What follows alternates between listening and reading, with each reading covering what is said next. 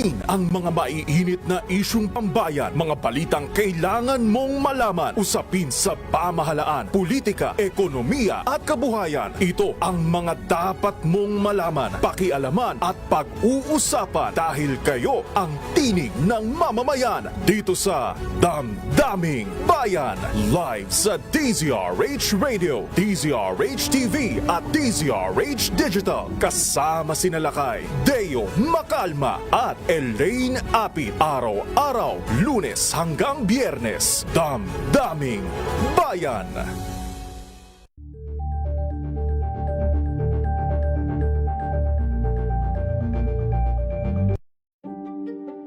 Buklatin ang mga pahina. Pakinggan ang boses ng lipunan. Tunghayan ang mga issue mula sa ibang katayuan. Nakakalungkot kasi deserve ba namin ng ganito? Na hindi nila alam kung ano talaga yung kanilang mga karapatan. Yung gobyerno, tinulungan nila yung kanilang magsasaka. Pinapatahimik tayong lahat using various laws. Through education, kayang-kaya nating baguhin yung ganitong klaseng pag-iisip. Isang kwento, iba't ibang anggulo. Dito, sa Point of View.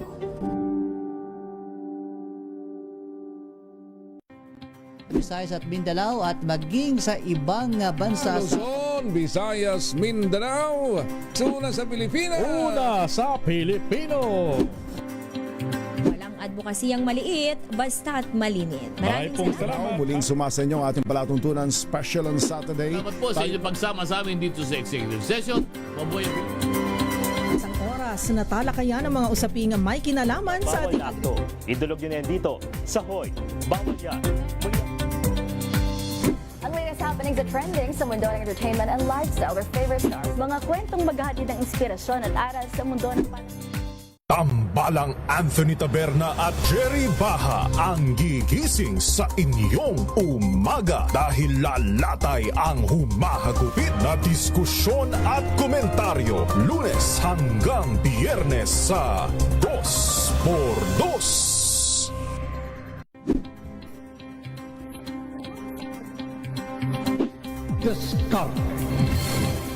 At maraming salamat po sa mga inyo na ang Agri-Ascenso hanggang sa susunod. 4:05 na po ng inyong paboritong programa ang DZRH Boom Balita ngayong araw ng Sabado.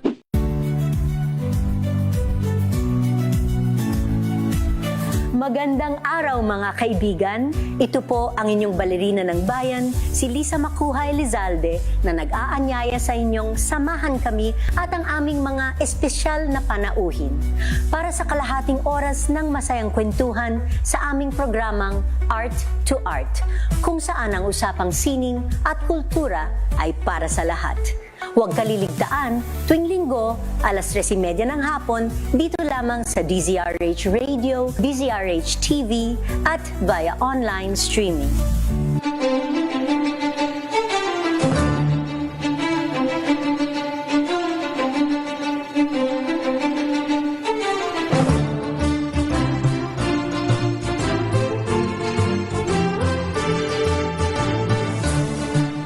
Magandang gabi Luzon, Visayas at Mindanao sa ulo ng ating mga balita. Sa Pool Sabado. NCRPO nakaalerto na para sa SONA 2026. Philippine National Police nilinaw na walang ipinatutupad na nationwide gun ban.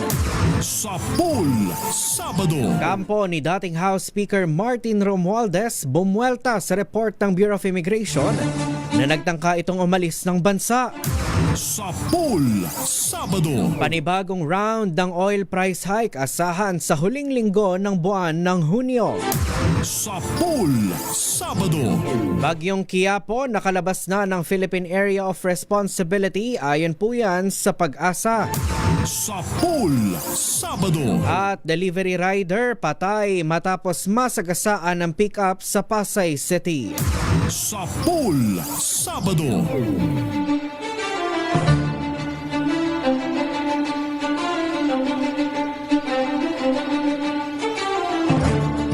Yan o ang ating headline sa ating programang Sapul Sabado.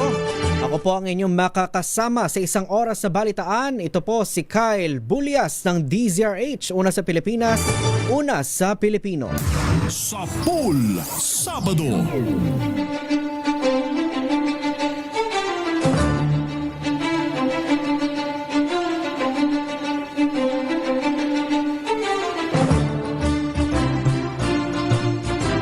Sa detalye ho ng ating mga balita, walang nakikitang seryosong banta sa seguridad ang Philippine National Police.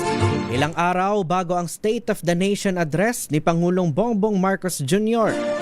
Ngunit ayon ho kay PNP Public Information Office Chief Colonel Allen Reyco, nananatiling nakaalerto ang buong hanay at handa silang umaksyon sa anumang intel information na matatanggap nila bago o sa mismong araw ng SONA.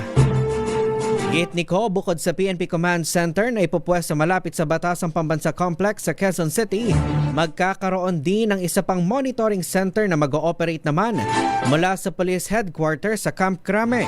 Nakahanda rin aniya ang pulisya na mag-deploy ng karagdagang mga tauhan sakaling ituloy ng Iglesia ni Cristo ang ikakasang pagtitipon kasabay ng SONA ng Pangulo. Sa ngayon, wala pang natatanggap na kumpirmasyon ng PNP mula sa church leaders kung tuloy o hindi ang naturang aktibidad. Sa Pool Sabado.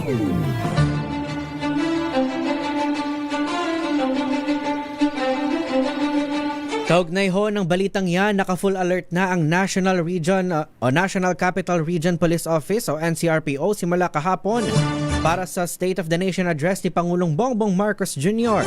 Kaugnay nito, sisimulan na rin ang pagde-deploy ng nasa higit 21,000 na kapulisan na itinalaga para sa security operations. Bukod sa mga ipakakalat na polis, mayroon ding 3,000 standby personnel mula sa Police Regional Office 2. Gayun din sa Calabarzon at Police Regional Office 5. Kabilang sa tututukan ng pulisya ang pagbabantay sa Batasang Pambansa Complex, mga pangunahing kalsada, transport terminals, border control points, mga itinalagang rally zone at iba pang kritikal na mga lugar sa Metro Manila. Bilang karagdagang puwersa, nagtalaga rin ng aabot sa higit 11,000 miyembro ng Civil Disturbance Management para matiyak na maayos na mababantayan ang mga isasagawang kilos protesta. Sa Pool Sabado. Kaugnay pa rin ang balitang yan, nilinaw naman ng Philippine National Police na walang ipatutupad na nationwide gun ban kasabay yan ng ikalamang SONA ni Pangulong Bongbong Marcos sa araw ng Lunes.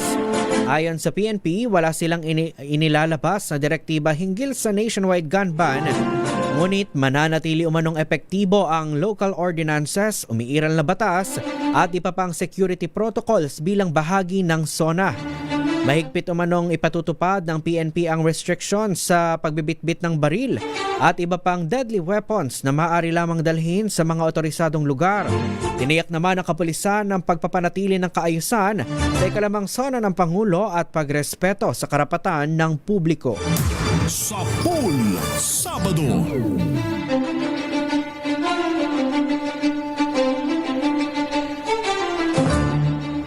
Sa iba pa natin mga balita, hinirit ng kampo ni dating House Speaker Martin Romualdez sa Bureau of Immigration na bawiin at humingi ng paumanhin sa umano'y walang basihang pahayag.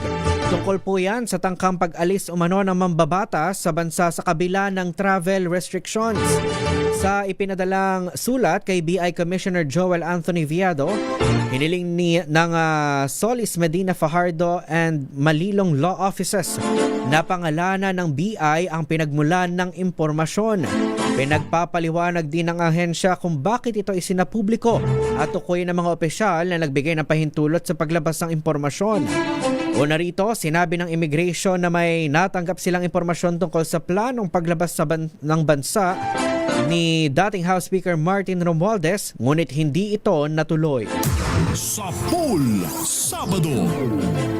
Kaugnay po ng balitang yan, nanindigan ng Bureau of Immigration na tama ang impormasyon na kanilang inilabas tungkol pa rin sa tangkang paglabas ng Pilipinas ni dating House Speaker Martin Romualdez.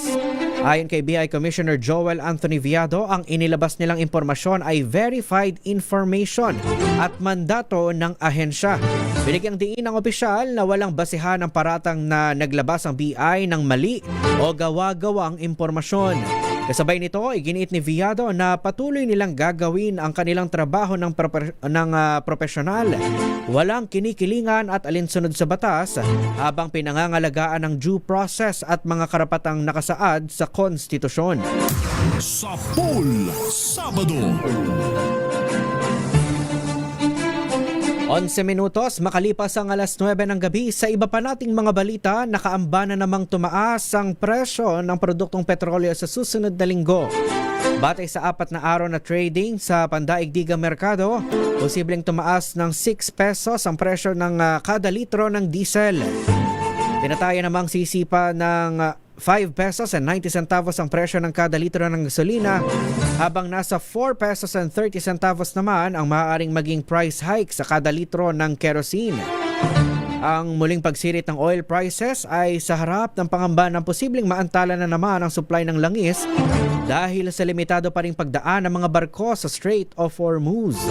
Sa Pool Sabado. Pinag-aaralan ng Land Transportation Franchising and Regulatory Board o LTFRB ang mga pagpapalawak at pagtaas ng fuel discount para sa mga PUV dahil sa sunod-sunod na oil price hike.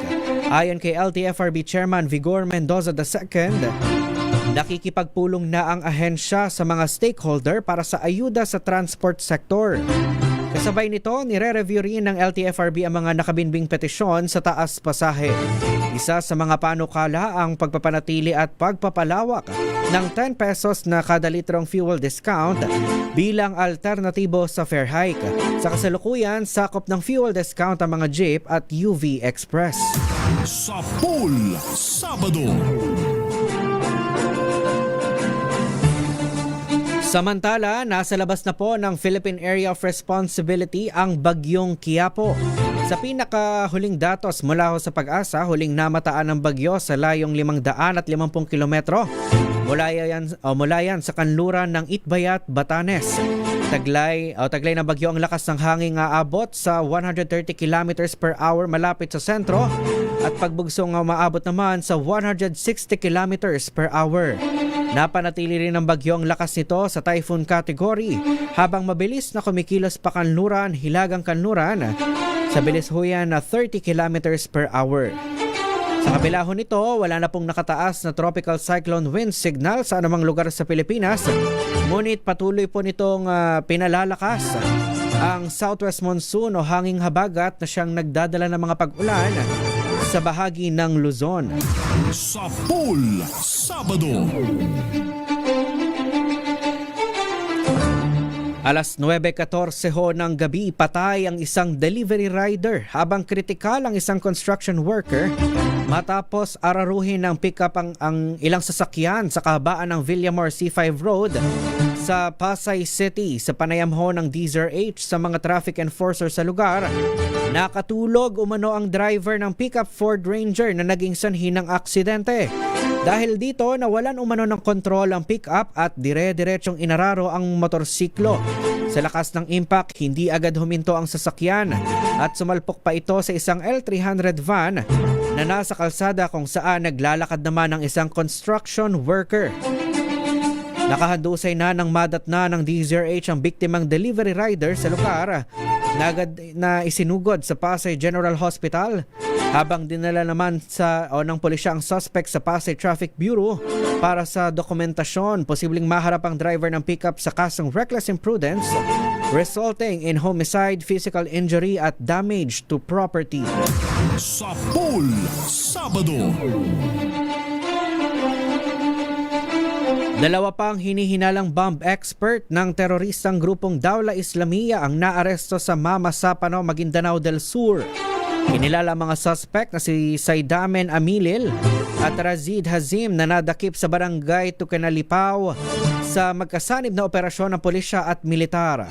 Sa impormasyon ng mga otoridad, nabatid na mga tauhan ng dalawa ni Muslimin Amilil, isa ring hinihinalang bomb expert na naaresto sa parehong barangay.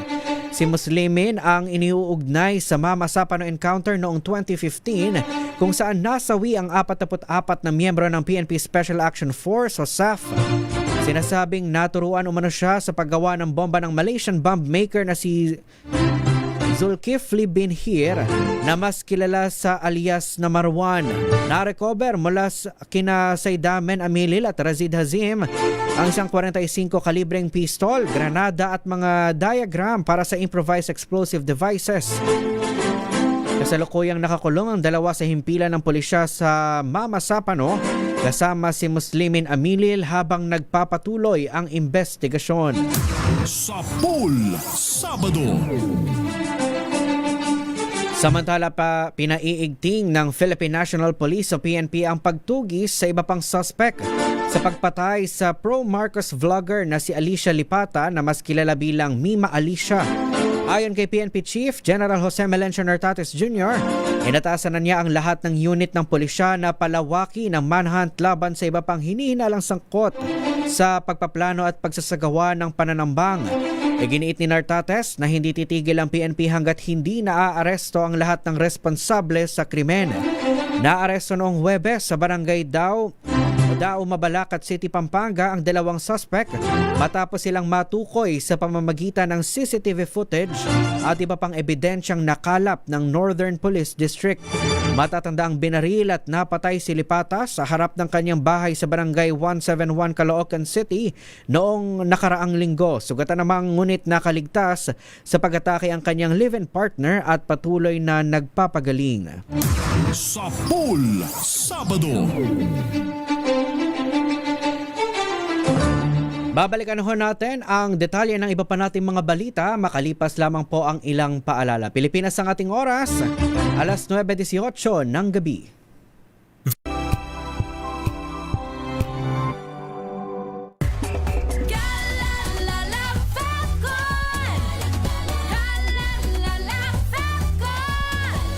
Ang bango ng sampayan, tara na magsayawan! Calefabcon, amoy nakaka-joyful!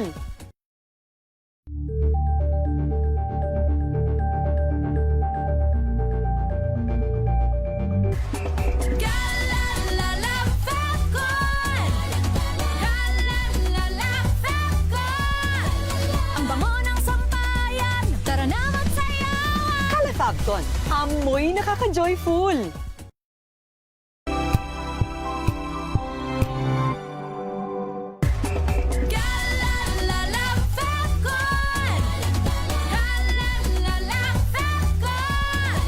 Ang bango ng sampayan, tara na magsayawan! Calefabcon, amoy nakaka-joyful!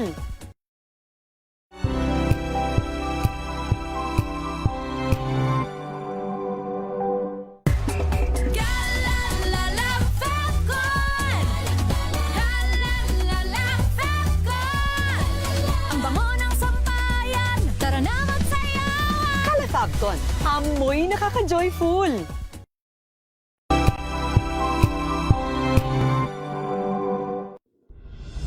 Tuloy-tuloy ang pagtulong, tuloy-tuloy ang pagseserbisyo at tuloy-tuloy ang balitaan kasama si May Binauhan sa Operation Tulong mula Lunes hanggang Biyernes. Gabi sa lahat ng mga nanonood at nakikinig sa atin. Thank God it's Good evening Metro at Mega Manila. Magandang gabi Pilipinas, Metro and Mega Manila. Extension sa DZRH at RHTV. Sa Pool Sabado. Gabi ng misteryo ngayon pong Sabado, ano po? Kasabay ng mga hamon at pagbabago sa paglipas ng panahon, nananatiling tapat ang DZRH sa paghahatid ng serbisyo sa publiko. Mas pinalawak ang pagpapaabot ng balita at impormasyon, hindi lang sa radyo, kasama na rin ang telebisyon, live streaming at social media para ihatid ang mga kwentong makabuluhan at napapanahon saan ka man naroroon. Mula noon hanggang ngayon, mananatiling kaagapay mo ang DZRH, naninindigan sa paghahatid ng katotohanan at sa paglaban sa patuloy na pagkalat ng disinformasyon at sa pagyakap sa makabagong teknolohiya at sa patuloy na pagsulat ng kasaysayan, mananatiling kasama mo ang DZRH saan ka man sa mundo.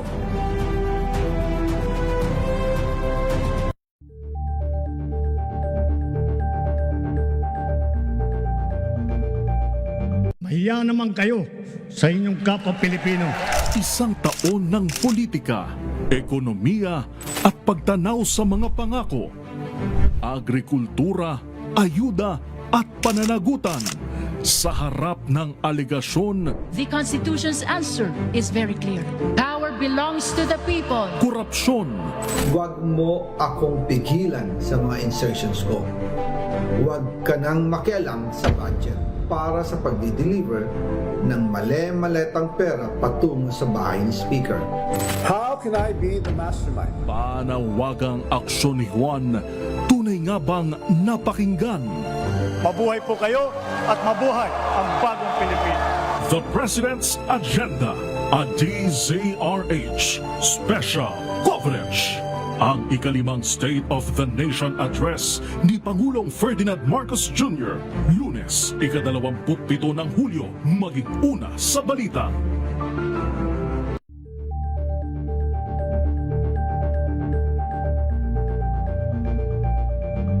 Maagang balitaan, maagang usapan sa mga issue at balita. Kasama si Kuya Angelo Palmones sa Magandang Umaga Pilipinas. Mula Lunes hanggang Biyernes.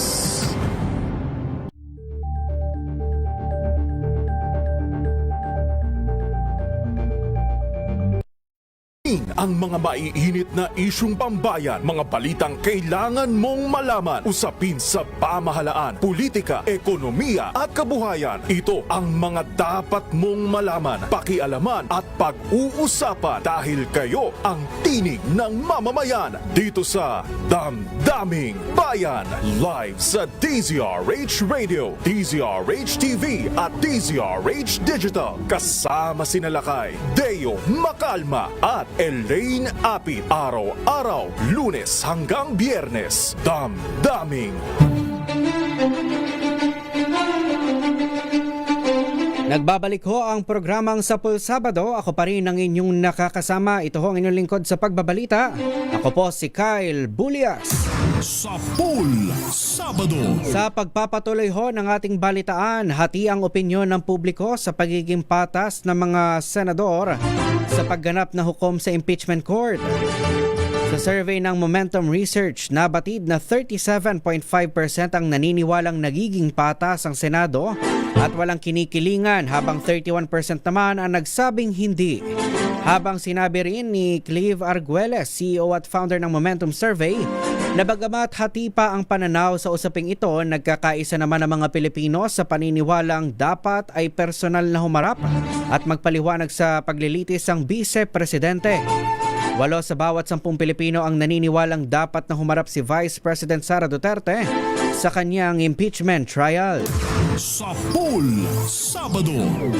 Samantala, mayorya naman ng mga Pilipino ang may alam na isinasagawa ang impeachment trial ni Vice President Sara Duterte, ngunit kakaunti lamang ang aktibong sumusubaybay rito. Batay sa survey ng Momentum Research, 68% ng mga respondent ang nagsabing alam nila ang tungkol sa paglilitis. Pero 13% lamang o halos isa sa bawat 10 Pilipino ang nagsasabing aktibo nilang sinusundan ng mga pagdinig. Samantala, 55% ang nagsasabing nakakarinig lamang sila ng mga balita tungkol sa paglilitis, ngunit hindi ito regular na sinusubaybayan, habang 29% ang hindi talaga sumusubaybay. Lumabas din sa survey na 32% ng mga respondent ang nagsabing nakalilito ang impeachment trial, habang 8% ang nagsabing masyado itong teknikal at mahirap unawain. 15% naman na nagsabing malinaw ang proseso, ngunit may ilang bahagi na komplikado, at 7% naman na nagsasabing malinaw at madaling sundan ang kabuang paglilitis. Sa panayam ng DZRH kay Momentum Research founder Clive Arguelles, isa sa mga dahilan ng kalituhan ng publiko ang madalas sa paggamit ng mga terminong legal at teknikal ng mga kalahok sa impeachment trial. Sapul Sabado. Sa iba pa natin mga balita, nagsorry si Senator Robin Padilla kay Congressman Terry Ridon. Ito ay matapos niyang ma-misquote ang kongresista sa isang TV interview. Nakasama daw ito sa mga bumabanat sa kapwa niya senator judges. Ayon kay Padilla, pangalan ni Ridon ang una niyang naalala noong nagsasalita siya dahil nagmula rin ito sa leftist movement katulad niya. Kalaunan ay nilinaw naman ni Padilla na si Congressman Joel Chua ang tinutukoy niyang bumabanat sa mga senator judge. Samantala, tinanggap naman agad ni Ridon ang paghingi nito ng tawad. Sa pool Sabado. Kinasuhan na ng Ombudsman sina Uswag Ilonggo Party List Representative Jojo Ang at dating Sultan Kudarat Congressman Arnulfo Go sa Sandigan Bayan. Tingil pa rin ito sa mga anomalyang infrastructure projects. Nahaharap si Ang sa 14 counts ng graft habang tig-2 count naman ng graft at malversation kay Go at 3 iba pang kapwa akusado. Agad iniraffle ang kaso sa 7 divisions ng Anti-Graft Court ng Sandigan Bayan. Dati nang napasama si Ang sa listahan ng iniimbestigahan ng Independent Commission for Infrastructure sa posibleng plunder at bribery ng bilyong-bilyong pisong halaga ng mga infra projects. Sa pool Sabado. Samantala, hinatulan ng Sandigan Bayan si Janet Lim Napoles na guilty sa kasong may kaugnayan sa 50 million pesos na ghost agricultural projects sa iba't ibang lalawigan sa Luzon. Sa 237 pahinang desisyon ng 6th Division ng Anti-Graft Court, napatunayang nagkasala si Napoles sa 10 bilang ng paglabag sa Anti-Graft and Corrupt Practices Act at 10 bilang naman ng malversation of public funds through falsification. Dahil dito, hinatulan siya ng 12 hanggang 15 taong pagkakakulong sa bawat graft case at 17 taon at 4 na buwan hanggang 20 taon sa bawat bilang ng malversation. Pinatawan din siya ng perpetual special disqualification at tinutosang magbayad ng kabuuang 50 million pesos na multa.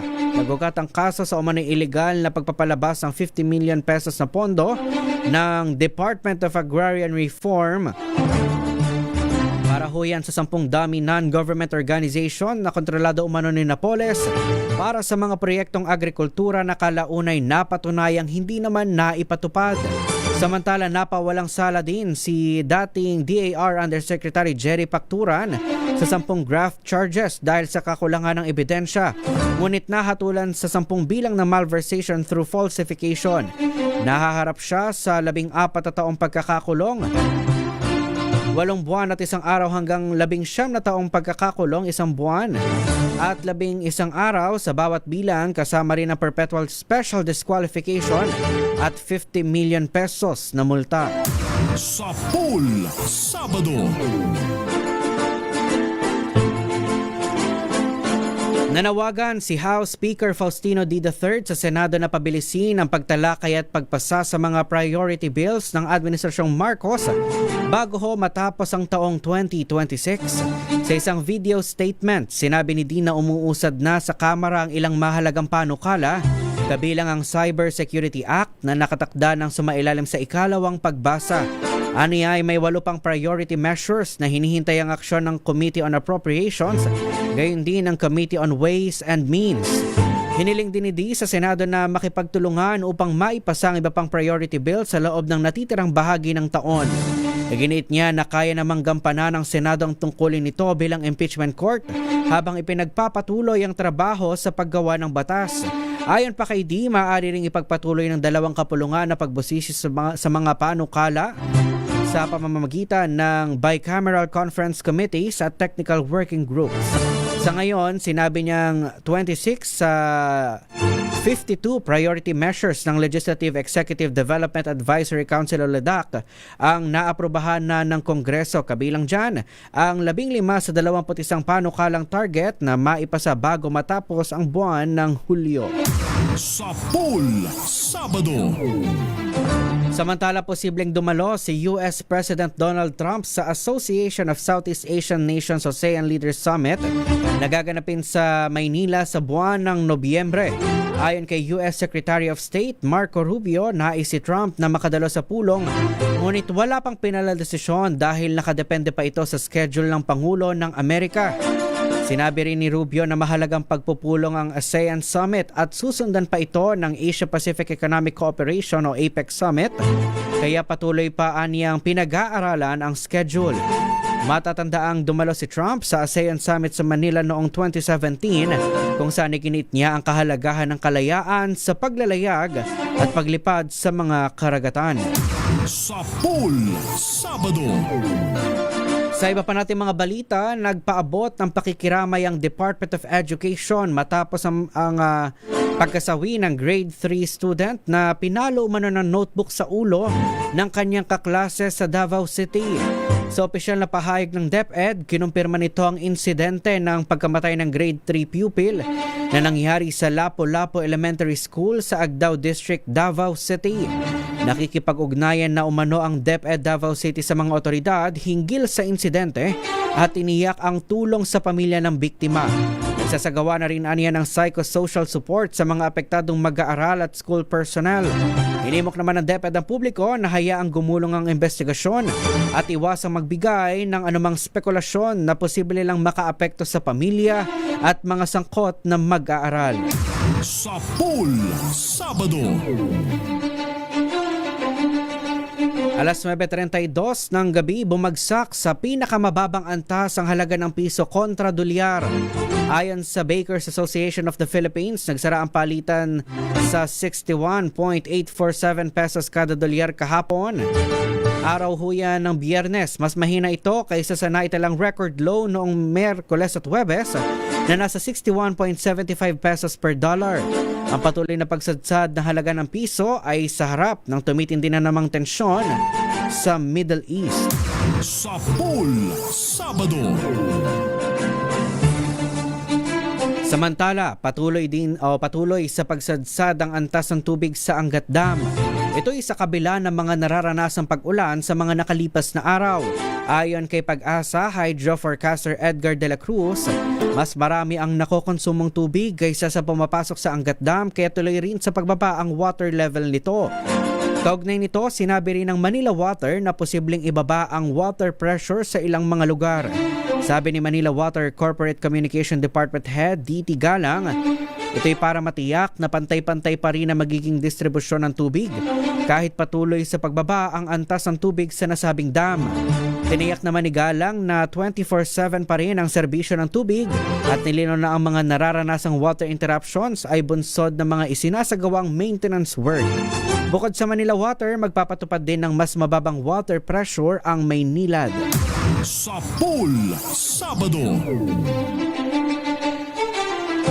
Sa iba pa nating mga balita, inabisuhan ng Department of Health ang publiko na maghanda ng emergency go bag at sundin ang mga precautionary measures sa harap ng posibleng epekto ng habagat at severe tropical storm o typhoon. Kaya po, sa bisong inilabas ng DOH, iginiit nito ang kahalagahan ng pagkakaroon ng emergency go bag na may lamang malinis at na inuming tubig, ready to eat na mga pagkain, first aid kit, toiletries, mga damit, power bank, flashlight at mga mahalagang dokumento.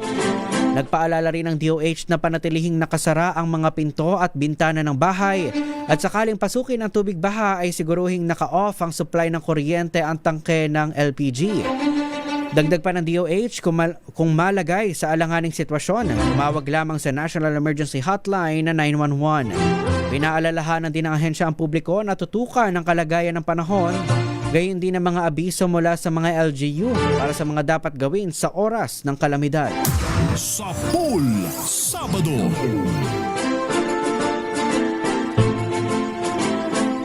Yan na po ang kabuuan ng ating balitaan dito po sa programang Sa Pool Sabado. Sa pangalan ho na buong pwersa ng DZRH News. Ako po ang inyong nakasama, ito ho si Kyle Bulias, ang DZRH. Una sa Pilipinas, una sa Pilipino.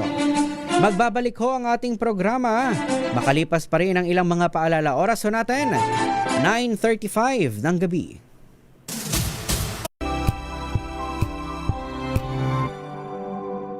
Hello, Washi! Laundry day na naman! Yay! Anong meron? Mancha ng chocolate, putik, may libag pa. Kaya natin yan! With Pride Washing Machine Detergent, may triple stain-away formula. Tanggal ang makapit, madikit, at malupit na dumit mancha. Kaya easy-easy ang labada. Mula noon hanggang ngayon. All you need is pride. All you need is pride. ACS. Maulan man, no worries na amoy kulubang damit. Sharp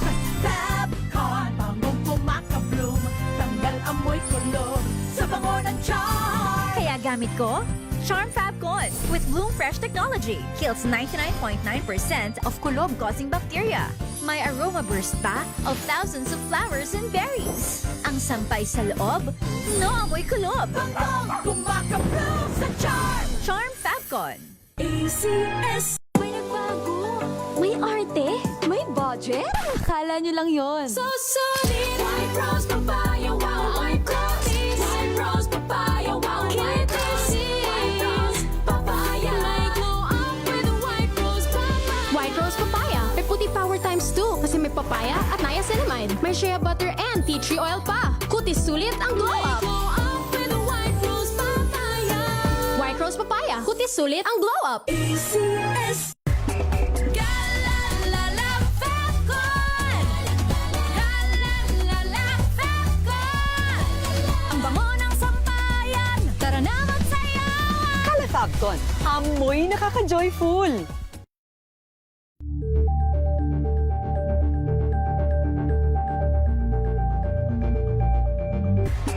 Galalala Fabcon. Galalala Fabcon. Ang bango ng sampayan. Tara na magsayawan. Kala Fabcon, amoy nakaka-joyful.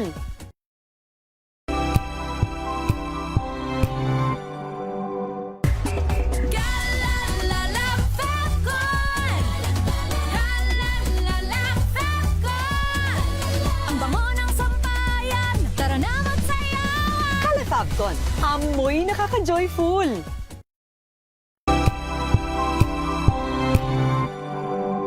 Tambalang Anthony Taberna at Jerry Baha ang gigising sa inyong umaga dahil lalatay ang humahagupit na diskusyon at komentaryo Lunes hanggang Biyernes sa 2x2. Visayas at Mindanao at maging sa ibang bansa sa Luzon, Visayas, Mindanao. Una sa Pilipinas. Una sa Pilipino.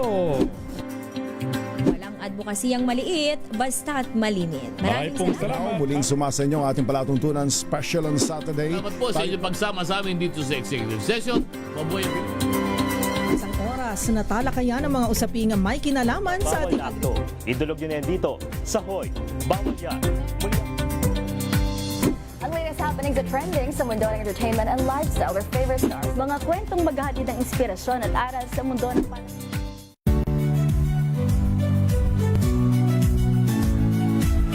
Magandang araw mga kaibigan. Ito po ang inyong balerina ng bayan, si Lisa Macuja Elizalde, na nag-aanyaya sa inyong samahan kami at ang aming mga espesyal na panauhin para sa kalahating oras ng masayang kwentuhan sa aming programang Art to Art, kung saan ang usapang sining at kultura ay para sa lahat. Huwag kaliligtaan, tuwing linggo, alas 3:30 ng hapon, dito lamang sa DZRH Radio, DZRH TV, at via online streaming.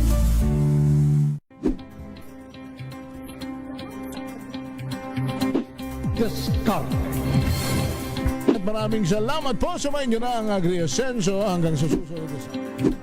Alas 4 na po ng inyong paboritong programa ang DZRH Boom Balita ngayong araw ng Sabado. Curious ka ba sa maraming bagay? Kami na ang bahala dyan. Aalamin, tutuklasin at bibigyang linaw namin ang mga katanungang bumabagabag sa inyong isipan. Sa programa kung saan ang bawat sagot ay galing lamang sa mga eksperto. Ang Expert's Opinion, tuwing linggo alas 3 ng hapon, dito lang sa DZRH TV. Beses na kitang nilayasan, iniwanan at ibang pinuntahan. Parang babaeng ang hirap talagang malimutan.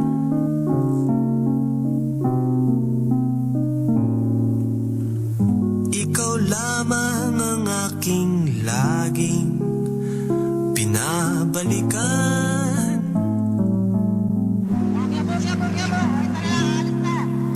Sa Pool Sabado. Magandang gabi Luzon, Visayas at Mindanao. Good evening Metro at Mega Manila. Welcome back ho sa programang Sapul Sabado. Ako pa rin ang inyong nakakasama ngayong gabi. Ito po si Kyle Bulyas, ang DZRH, una sa Pilipinas, una sa Pilipino. Kamusta ho ang inyong weekend? Medyo naging maulan, at least ito ho sa bahagi ng Metro Manila, specifically dito sa Manila at Pasay area.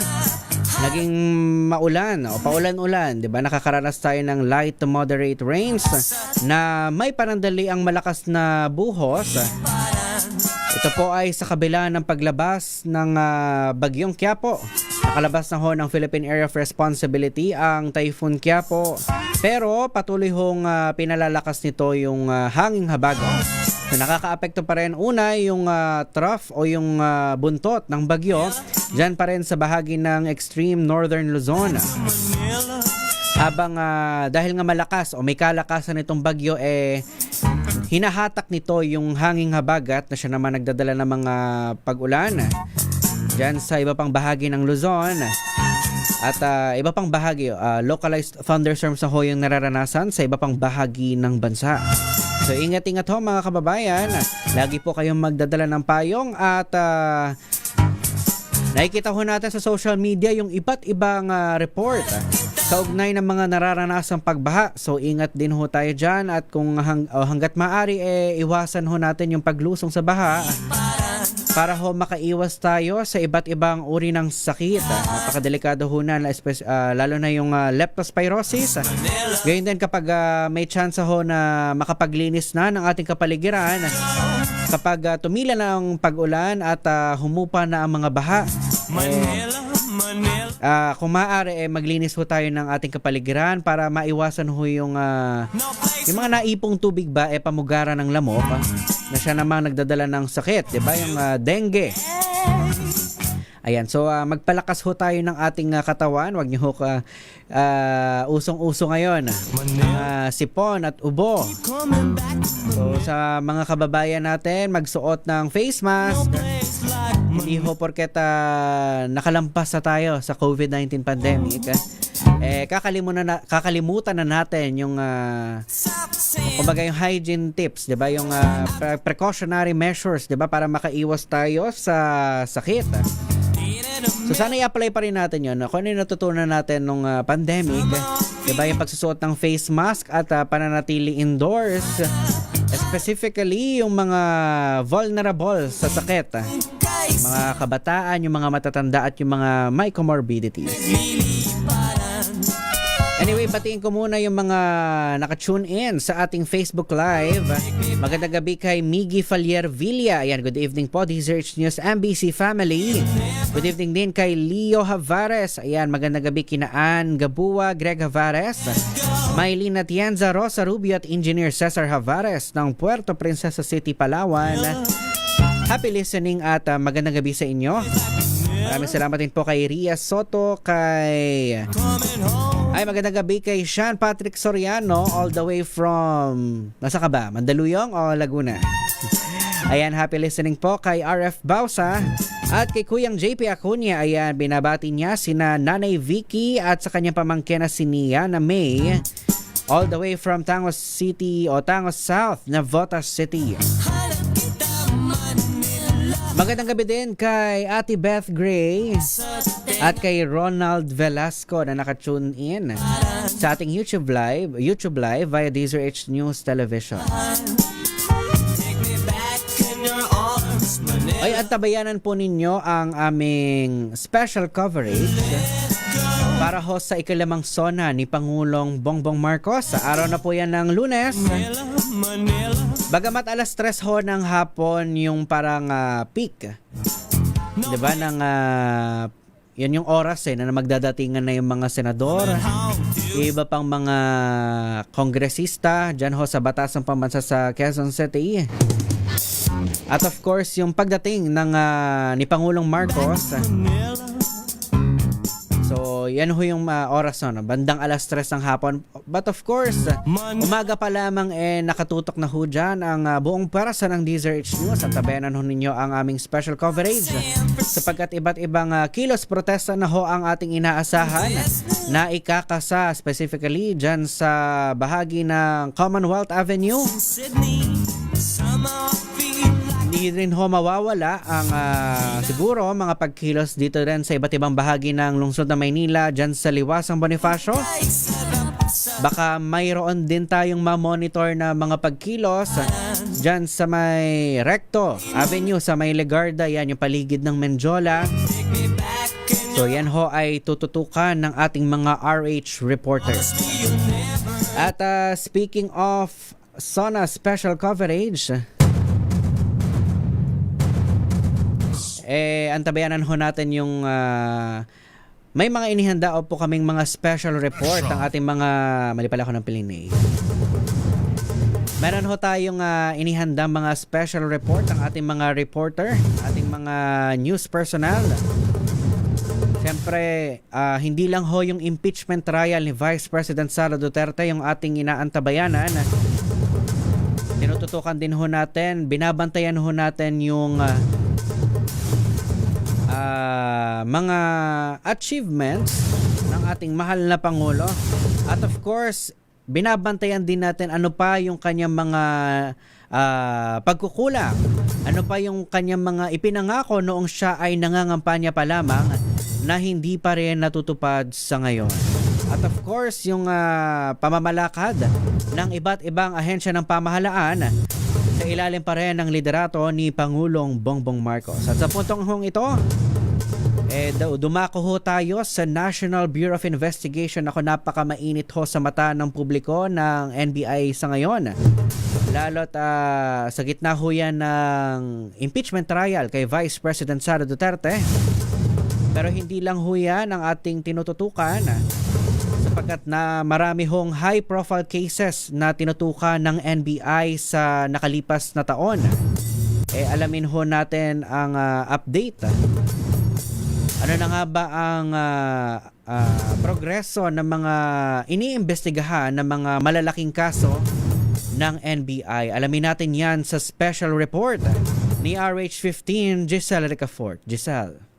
Kung ikaw ang senador, sir, ako ang senador, magpapakamatay ako para hindi ka magalaw dito sa institusyon na ito. Magpapakamatay ako para sa'yo. Ito, lubuan. Kispigan kami doon, di ba ba? Matapos magtago ng mahigit kalahating taon, ganito ang dramatikong paglutang ni Senator Bato de la Rosa sa Senado para sa Senate takeover ni Senator Alan Peter Cayetano nitong May 11 ng taon. Nakipaghabulan ng senador sa mga ahente ng National Bureau of Investigation sa una nitong pagtatangkang isilbi ang arrest warrant mula sa International Criminal Court. Nalaman niya na isi-serve sa kanya, sinasabi na NBI, ganyan. Tinakil na niya. Tinulak niya na yung dalawang agent. Hindi totoo yung sinabi niya doon sa floor na tinakil siya, nag-wrestling sila. Walang ganon. At kaya siya nasugatan, not is because inflicted ng mga agents, but nadapa siya. Bigo ang mga NBI agent na mapa sa kamay si Bato na isinailalim sa protective custody ni Cayetano hanggang noong May 13 nagkaputukan sa pagitan ng Sergeant at Arms ng Senado at mga ahente ng Bureau na nagbabantay sa karugtong nitong GSIS compound doon. May baba, dito! Dito sa baba! Dito sa baba, kami baba! O saan? Ang pumutok sa amin si Aplas. I watched with horror that this is the Senate, that the Senate has become this.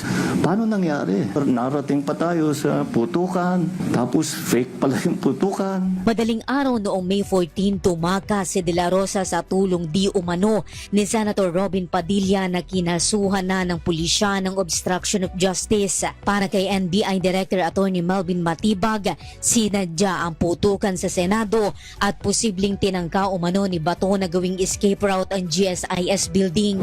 Pagkakalit si Senator Bato pag-surrender. Lagi naman may dito pumapasok sa amin everyday. Hindi validated. Pag sabi namin bago, yung mga dating lead namin, the bad lead na namin, napunta ako, chinek, hindi ba na yun. But always, there's always a report every day. Sa ilalim ng liderato ni NBI Director Jaime Santiago, inimbestigahan at inirekomenda ng Bureau na kasuhan ng 3 bilang ng grave threat at 1 bilang ng inciting to sedition si Vice President Sara Duterte dahil sa umano'y pagbabanta sa buhay ni na Pangulong Bongbong Marcos Jr., First Lady Liza Araneta Marcos at dating House Speaker Martin Romualdez.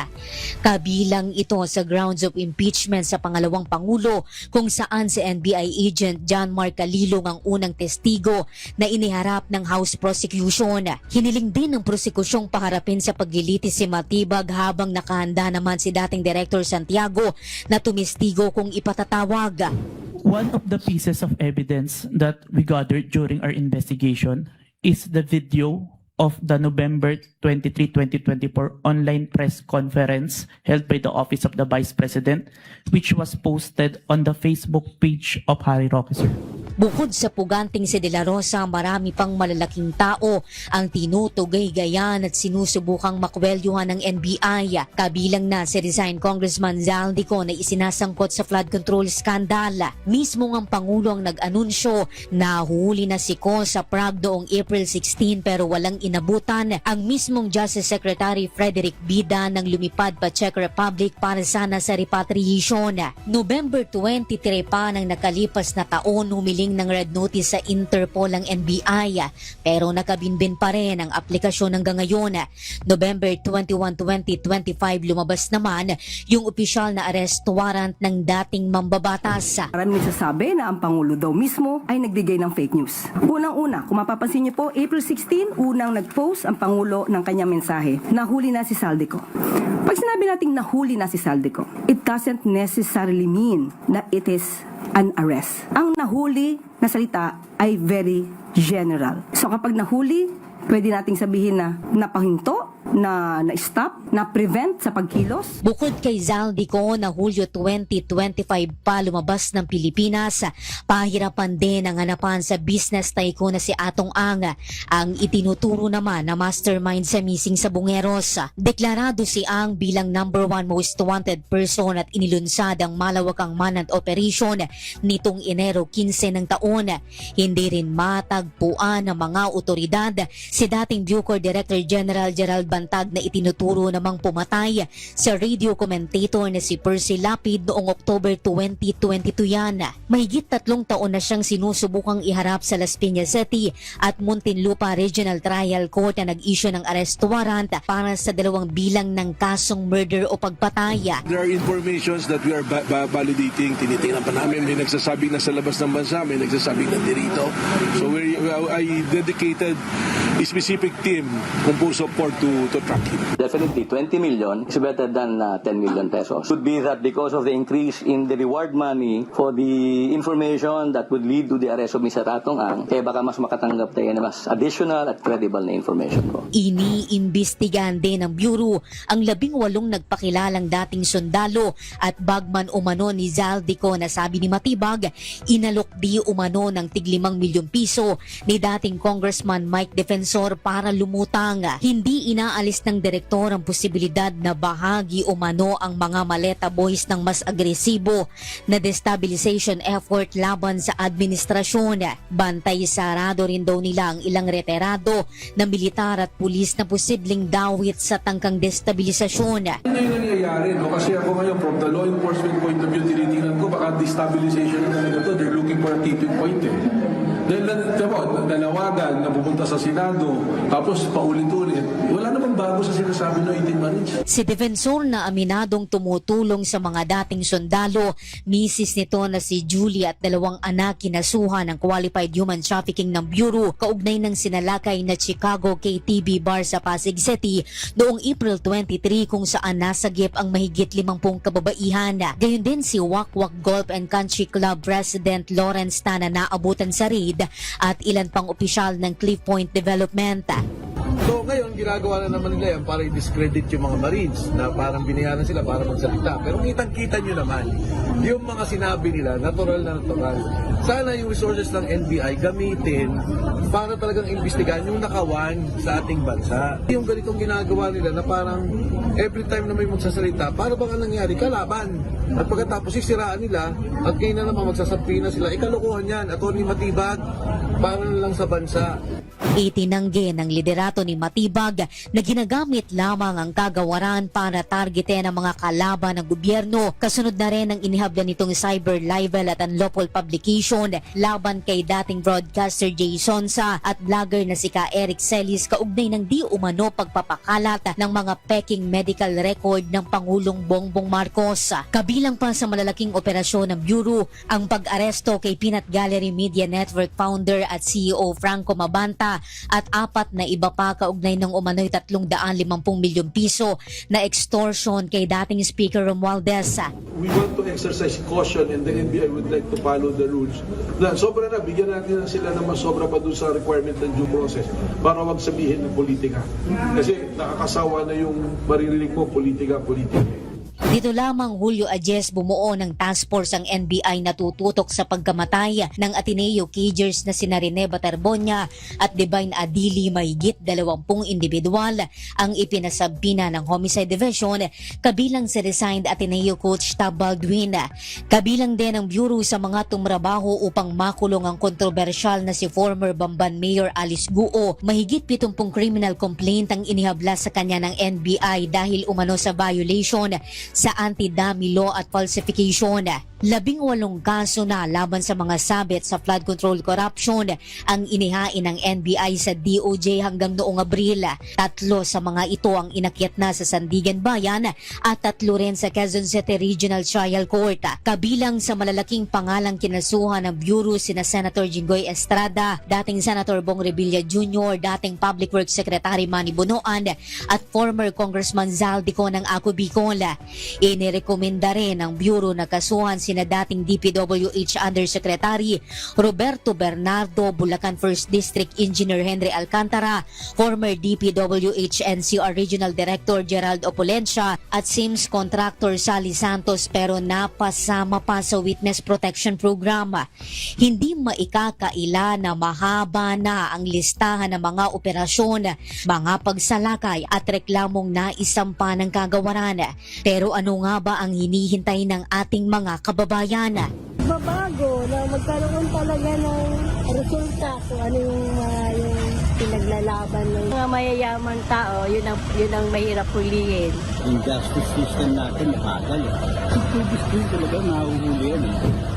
Para sa SONA 2026, ito si Giselle Ricafort and Deezer H. Una sa Pilipinas, una sa Pilipino. SONA 2026, a DZRH special coverage. Maraming salamat RH15, Giselle Ricafort. Yan ho ay isa pa lamang sa marami hong special report na inihanda ng DZRH News. Kaugnay pa rin ng nalalapit na ikalimang SONA ni Pangulong Bongbong Marcos. At bago ho tayo magpaalam, batiin ko lang ng happy birthday si Uncle Leonardo Diaz at shoutout daw kay Shirley ng Hardware. Magandang gabi din kay... Ay, nawala yung ano. Kay Ma'am Ria Soto, kay RF Bausa na kanina pa nakatune in sa ating Facebook Live. So, antabayanan ho ninyo sa iba pang mga programa ng DZRH News ang iba pang special report para ho sa SONA 2026. At of course, ang aming special coverage, ang special coverage ng DZRH, ang The President's Agenda, ang ikalimang SONA ni Pangulong Ferdinand Marcos Jr. In the meantime, kami po ay magpapaalam na. Muli ako po ang inyong nakasama. Ngayong gabi ito po si Kyle Bulias, ang DZRH, una sa Pilipinas, una sa Pilipino. Susunod na po ang programang Gabi ng Misteryo. Makakasama niyo ho dyan sila kay Ray Sibayan. Oras natin, eksakto yung punto, 10:00 ng gabi.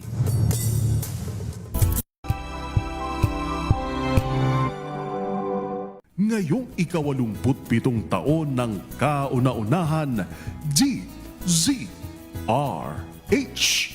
Tayo ay isa. Ikaw, kayo.